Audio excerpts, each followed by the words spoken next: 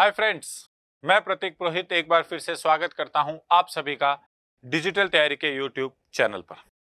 Friends, आज हम लोग डिस्कस करेंगे किस तरह से यूएसएसआर डिसइंटीग्रेट हुआ, किस तरह से यूएसएसआर 15 रिपब्लिक्स का जो ग्रुप था वो अलग अलग कंट्रीज में टूट गया। तो शुरू करते हैं। यूएसएसआर का फुल फॉर्म है union of Soviet socialist republics. तो बेसिकली 3 वर्ड से मिलकर बना है। सोवियत का मतलब होता है रूल्स एंड रेगुलेशंस, सोशलिस्ट यानी कि समाजवादी, और रिपब्लिक वर्ड का मतलब होता है गणतंत्र। तो यूएसएसआर बेसिकली, जैसा आप मेरे पीछे देख सकते हैं, 15 कंट्रीज का एक ग्रुप था, यूनियन था, जो अपने रूल्स एंड रेगुलेशंस खुद बनाते थे, उनको फॉलो करते थे, और वो कौन से प्रिंसिपल पे बेस्ड थे?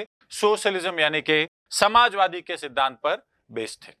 जो आप पीछे मैप देख सकते हैं, यूएसएसआर का सबसे बड़ा कंट्री और सबसे पावरफुल कंट्री रशिया था, और टोटल रशिया को इंक्लूड करके 15 रिपब्लिक्स का ये ग्रुप था। 1917, थोड़ा सा पीछे जाएंगे, 1917 में जब तक यूएसएसआर नहीं था, रशिया को रूल कर रहे थे tsar Charles Nicholas second.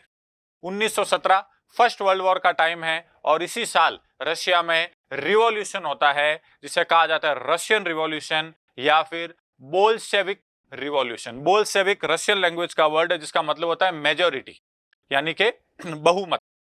Bolshevik revolution को शुरू करने वाले जो व्यक्ति हैं उनका नाम है लेनिन, व्लादिमीर लेनिन। यह ध्यान रखें, यूएसएसआर को इन्होंने ही फॉर्म किया है। ये रशिया के पॉलिटिकल और मिलिट्री लीडर थे। बोल्शेविक रिवॉल्यूशन को इन्होंने ही लीड किया है, और 1917 में चार्ल्स निकोलस सेकंड को हटा के इन्होंने रशिया में तख्ता पलट कर दिया।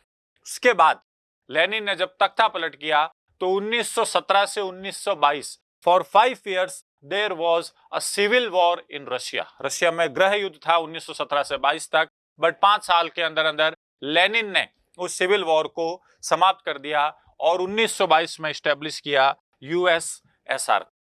ये आप देख सकते हैं किस तरह से रशिया में सिविल वॉर चल रहा है, लोग आपस में लड़ रहे हैं, अलग अलग ग्रुप्स बने हुए हैं, और पूरा का पूरा जो रशिया है वो अनस्टेबल हो रखा था।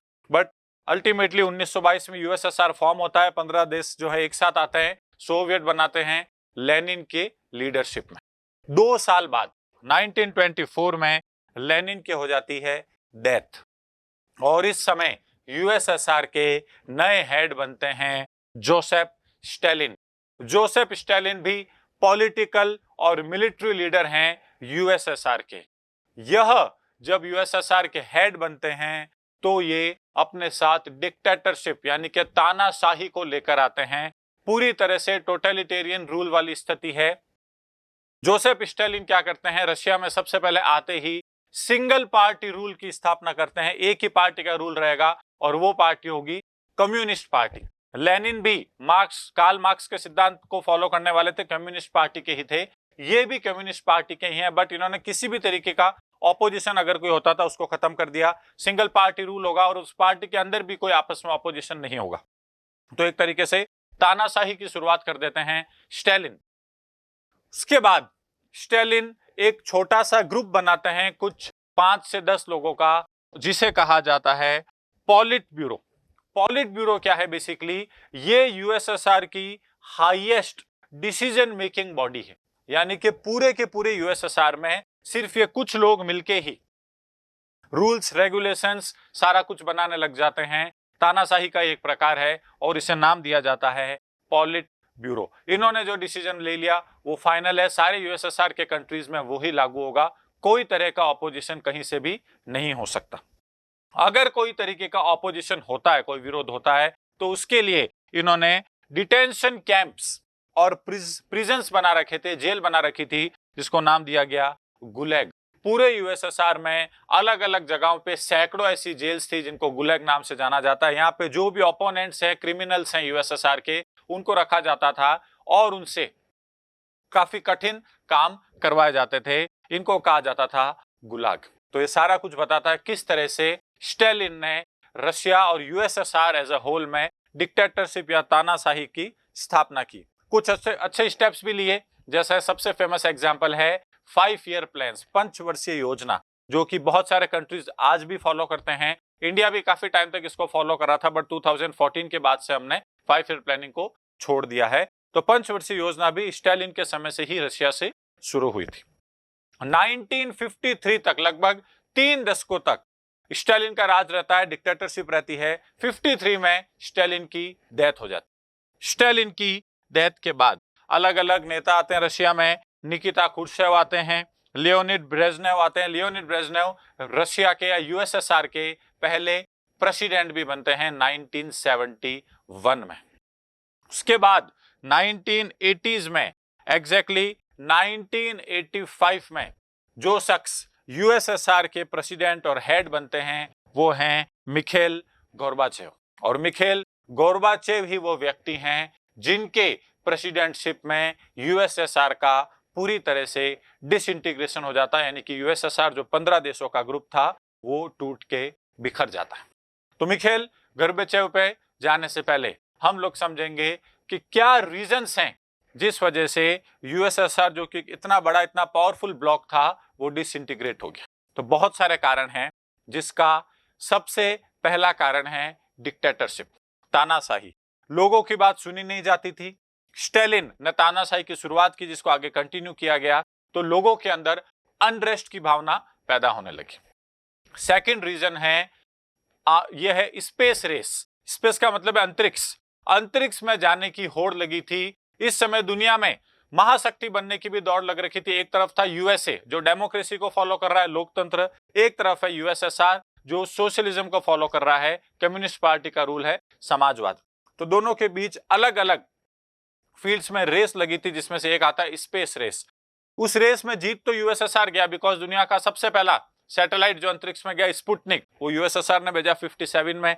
पहला व्यक्ति स्पेस में जाने वाला यूरी गागरिन, वो भी यूएसएसआर का 61। यहां तक कि पहला कुत्ता भी यूएसएसआर ने भेजा।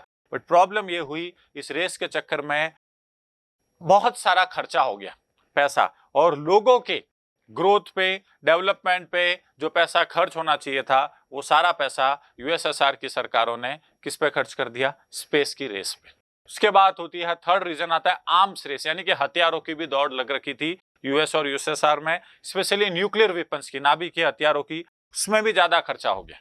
चौथा रीजन आता है कोल्ड वॉर।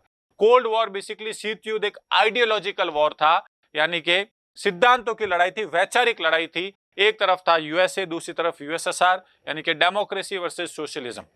और इस लड़ाई के चक्कर में भी यूएसएसआर काफी पीछे रह गया, बिकॉज वो लोकतंत्र को सपोर्ट नहीं कर रहा था, डेमोक्रेसी को सपोर्ट नहीं कर रहा था। अगला रीजन आता है इकोनॉमी, क्योंकि यूएसएसआर ने स्पेस पे, आर्म्स पे, हथियारों पे पैसा ज्यादा खर्च कर दिया, कोल्ड वॉर के ऊपर ज्यादा फोकस किया, उनकी अर्थव्यवस्था लगातार नीचे गिरती चली गई। और यूएसएसआर की इकोनॉमी एक तरह से पहले जहां पे थी 1950s में, 1980s तक आते आते वो मल्टीफोल्ड्स नीचे गिर चुकी थी। नेक्स्ट रीजन आता है अफगान और यूएसएसआर की लड़ाई। अफगानिस्तान में यूएसएसआर एंट्री करता है 1979 में। इस पे मैंने एक वीडियो बना रखा है, आप जरूर उसे देखें, आपको पूरा क्लियर हो जाएगा। अभी मैं शॉर्ट में बता देता हूं। 1979 से यूएसएसआर एंटर करता है अफगानिस्तान में, वहां पे कम्युनिस्ट गवर्नमेंट को सपोर्ट करने के लिए, पार्टी को सपोर्ट करने के लिए, और 10 साल तक ये वॉर चलता है, 79 से 89। और अल्टीमेटली यूएसएसआर को वहां से भागना पड़ता है, अपनी सेना को निकालना पड़ता है। वहां पे एक तरफ तो है मुजाहिदीन की फोर्सेस, जिनको यूएस से सपोर्ट कर रहा है इनडायरेक्टली थ्रू पाकिस्तान, और दूसरी तरफ है वहां पे अफगान सरकार एंड यूएसएसआर का इनडायरेक्ट सपोर्ट। बट 10 साल के युद्ध में यूएसएसआर का काफी सारे सोल्जर्स, काफी पैसा खर्च होता है, और अल्टीमेटली यूएसएसआर को अफगानिस्तान से अपनी सेना को वापस बुलाना पड़ता है। और ये भी एक बहुत बड़ा रीजन है for the disintegration of USSR. और अल्टीमेटली पीपल्स एजुकेशन, जो लोग हैं यूएसएसआर के, वो शिक्षित हो चुके हैं, वो डेमोक्रेसी के सिद्धांतों को पूरी दुनिया में जो फैल रहा है उसको पढ़ रहे हैं, और अपने कंट्रीज में भी वो लोकतंत्र की स्थापना करना चाहते हैं। इसीलिए स्टेप बाय स्टेप लोगों ने भी सरकारों के खिलाफ आवाज उठानी शुरू कर दी।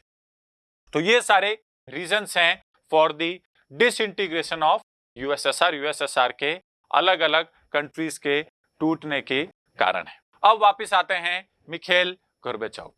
मिखेल गोर्बाचेव जब यूएसएसआर के हेड बने तो ये 2 पॉलिसीज लेके आए। फर्स्ट पॉलिसी जो इनकी है वो कहलाती है पेरेस्ट्रोइका। पेरेस्ट्रोइका रशियन लैंग्वेज का वर्ड है। और इस पॉलिसी के अंदर इन्होंने रशिया में जो सिंगल पार्टी रूल था और ये था कि कम्युनिस्ट पार्टी इकलौती राज करेगी और उसमें भी एक ही इंसान होगा, आपस में कोई लोगों को चॉइस नहीं दी जाती थी आप किसको चूज कर सकते हो। तो उन्होंने क्या कहा कि कम्युनिस्ट पार्टी के अंदर 2 लीडर्स हो सकते हैं जो आपस में एक तरीके से वोटिंग में पार्टिसिपेट कर सकते हैं, लोगों के सामने आ सकते हैं और लोगों को दोनों में से किसी एक को चूज करना है। तो लोगों को थोड़ी चॉइस दी गई कि आप किसे चूज करना चाहते हैं। इसी पॉलिसी के अंडर उन्होंने फॉरेन इन्वेस्टमेंट को भी रशिया में अलाउ किया, बिकॉज रशियन इकोनॉमी जैसा अभी हमने डिस्कस किया कोलैप्स या एक तरीके से डिक्लाइन कर रही थी, नीचे गिर रही थी लगातार। तो विदेशी निवेश फॉरेन इन्वेस्टमेंट को भी पेरेस्ट्रोइका पॉलिसी के तहत मिखाइल गोर्बाचेव ने रशिया में स्पेशली यूएसएसआर में अलाउ किया। सेकेंड पॉलिसी जो मिखाइल गोर्बाचेव ने लगाई that is known as glasnost. Glasnost basically इसका मतलब है freedom of expression and freedom of speech. Russia में लोगों को, मीडिया को, चाहे वो टेलीविजन मीडिया हो, रेडियो हो, न्यूज़पेपर्स हो, उनको फ्रीडम ऑफ एक्सप्रेशन दिया गया, अभिव्यक्ति की आजादी दी गई। वो सरकार के खिलाफ लिख सकते हैं, अपने ओपिनियन शेयर कर सकते हैं, अपने आइडियाज दे सकते हैं। तो ये 2 पॉलिसीज लेके आए मिखाइल गोर्बाचेव। साल है अब 1989 और 1989 को कहा जाता है ईयर ऑफ रिवॉल्यूशन, क्रांति का वर्ष। 1989 में 3 कंट्रीज पोलैंड, रोमानिया और बुल्गारिया, यहां पे क्रांति होती है। ध्यान रखा जाए तीनों कंट्रीज यूएसएसआर का पार्ट नहीं है, ये उन 15 रिपब्लिक्स में इंक्लूडेड नहीं है, मगर ये वो ही रूल्स एंड रेगुलेशंस को अपने कंट्री में फॉलो करते थे जो यूएसएसआर वाले फॉलो कर रहे हैं। तो इनडायरेक्टली ये यूएसएसआर वाले रूल्स को ही लागू कर रहे थे। यहां पे लोगों ने क्रांति कर दी, सड़कों पर उतर गए और लोगों का एक ही एम था कि जो कम्युनिस्ट गवर्नमेंट्स हैं तीनों जगह पे, उनको क्या किया जाए, हटाया जाए।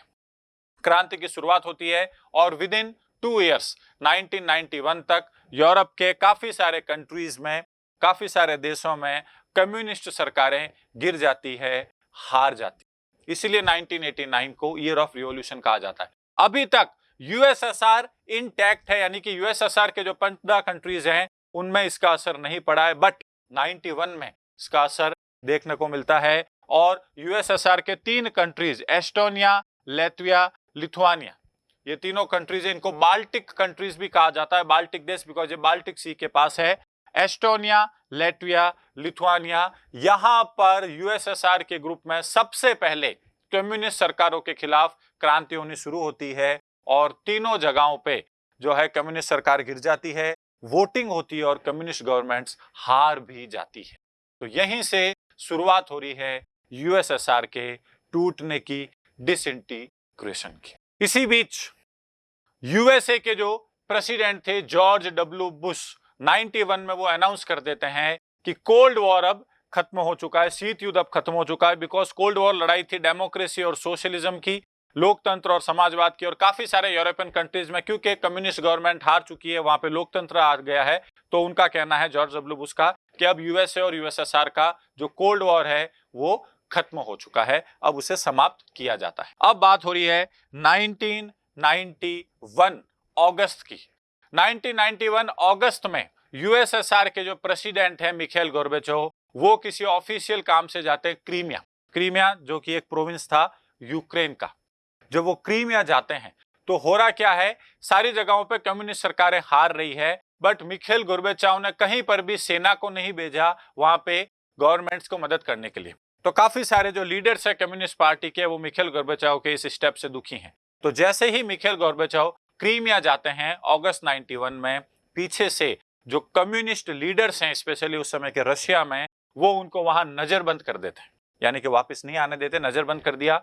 और रशिया और यूएसएसआर में डिक्लेयर कर देते हैं इमरजेंसी, आपातकाल, और कहते हैं कि अब हम लोग हैं, हम ही सारे रूल्स एंड रेगुलेशंस यहाँ पे लागू करेंगे। बिकॉज उनको डर है कि धीरे धीरे पूरा का पूरा यूएसएसआर जो है वो डिसइंटीग्रेट हो जाएगा, टूट जाएगा। उनके इस इमरजेंसी के खिलाफ, डिसीजन के खिलाफ पूरे यूएसएसआर स्पेशली रशिया के लोग सड़कों पे आ जाते हैं, प्रोटेस्ट करते हैं, इसका विरोध होता है। और एक बहुत ही फेमस तस्वीर है विरोध की, आप देख सकते हैं, ये जो शख्स हैं जिनके हाथ में कागज है, ये हैं Boris Yeltsin. Boris Yeltsin communist party के ही लीडर हैं। ये अपनी पार्टी के खिलाफ ही लोगों को सपोर्ट करते हैं, उनके प्रोटेस्ट में इमरजेंसी के खिलाफ सड़कों पर उतर आते हैं और ये जो कागज दिख रहा है इनके हाथ में, ये इनका रेजिग्नेशन लेटर है, इस्तीफा पत्र है। ये कम्युनिस्ट पार्टी से लाइव लोगों के सामने रिजाइन कर देते हैं और आगे जाके यही रशिया के पहले प्रेसिडेंट भी बनते हैं, बोरिस येल्टसिन। जब ये सारा प्रोटेस्ट वगैरह चल रहा होता है तो यूएसएसआर के जो लीडर्स हैं वो आर्मी को भी बुलाते हैं इसको कंट्रोल करने के लिए, but majority of the army मना कर देती है आने से। कुछ आर्मी वाले आते हैं बट ज्यादातर नहीं आते। उनका कहना है हम हमारे ही लोगों के खिलाफ आर्मी का यूज नहीं कर सकते।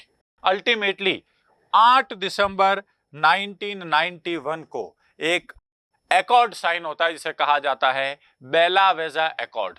बेला वेजा एकॉर्ड ये बहुत ही फेमस तस्वीर है बेला वेजा एकॉर्ड के साइन होने की। बेला वेजा एकॉर्ड में बेसिकली यूएसएसआर के 3 बड़े कंट्रीज बेलारूस, यूक्रेन और रशिया इसे साइन करते हैं और यूएसएसआर का फॉर्मल डिसइंटीग्रेशन हो जाता है। ये तीनों भी यूएसएसआर को छोड़ देते हैं।